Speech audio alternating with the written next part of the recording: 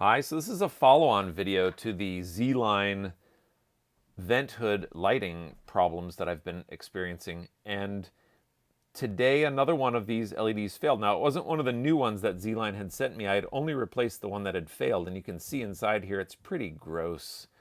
So, and I guess this is just what happens, but I don't think that's the reason for the failure. So this has already been disassembled. I'd already taken this apart off camera. Super simple. Some Phillips screws and this heat sink thing in the back here. And I purposefully left it all greasy. It's oil on here. This is a metal part, and it's meant to be a heat sink. And they've tried to do a really good job. There are the design is quite good, the mechanical design at least, but something's wrong electrically, or they've chosen some really awful, really poor quality LEDs. And I have to say, maybe they've already changed the supplier of this board, this chip-on-board based LED, because there's nothing wrong with the connector and there's nothing wrong with the wire. The problem is the chip-on-board here. So there is a plastic portion of this housing, and there is a really the best way to clean this would be to throw it in the ultrasonic with some soap and let it run it at temperature. So I will do that off camera. Again, I wanted to show that this does look pretty grimy and gross just from all the use it gets in our kitchen. And, you know, before anybody says anything, I don't know, we cook relatively healthy stuff. So I just think that's what happens in a vent hood, in a range vent hood. So back to the point. They've got a key here, so you can only put this on one way, and the idea is to trap the wires in there with those protrusions from the aluminum casting here, the metal casting, into the plastic body. And then, of course, there's this part, and if we measure the resistance of that, which I can do, we should get an open circuit on that. I believe we're going to get an open circuit. So it's a diode, right? So we really have two ways we can measure this. One is by measuring the resistance, and you can see we get an open circuit here. And if I flip the leads around, because it is a diode, so it should allow electricity to pass in one direction, but it's allowing no electricity to pass in either direction. So let's switch over to diode check. And we'll flip it the one way, and we'll also flip it the other way. One way we should get overload, the other way we should get,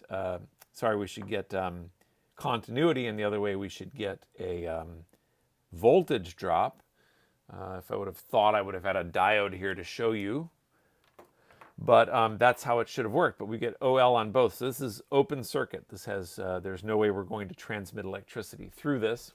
If we want to show that, we can actually take a power supply here. So this is the bench power supply, and you can hear some beepity beep going on up here, and we will set this to something crazy like, well, we'll set it to 3.5 volts, and we'll set it to 0.1 amps, because I believe that's what they're supposed to be, as 100 milliamps each, but it's not going to work anyway.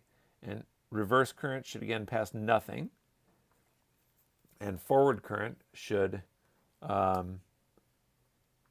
light it up. And of course it shows nothing because it's open circuit. It's like, this is basically what's happening inside of it.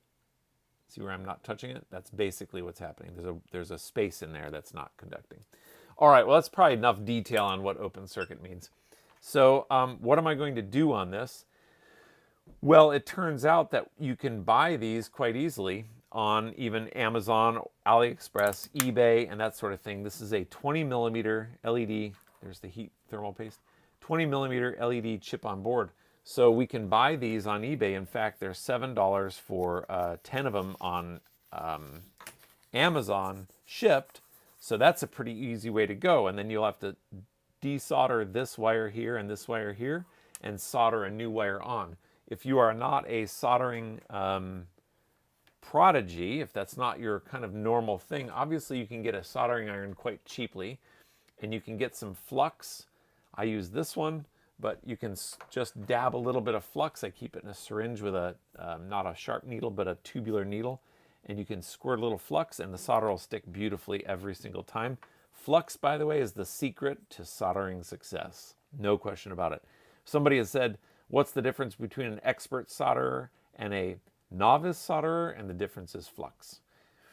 So I'm not going to fix this on this video right now, but I am just showing that this is what's wrong with it.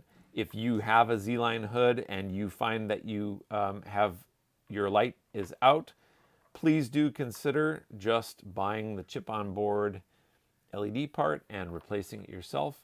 Save some money, learn how to do some stuff yourself, and hopefully have some time in the meantime. Thanks for watching.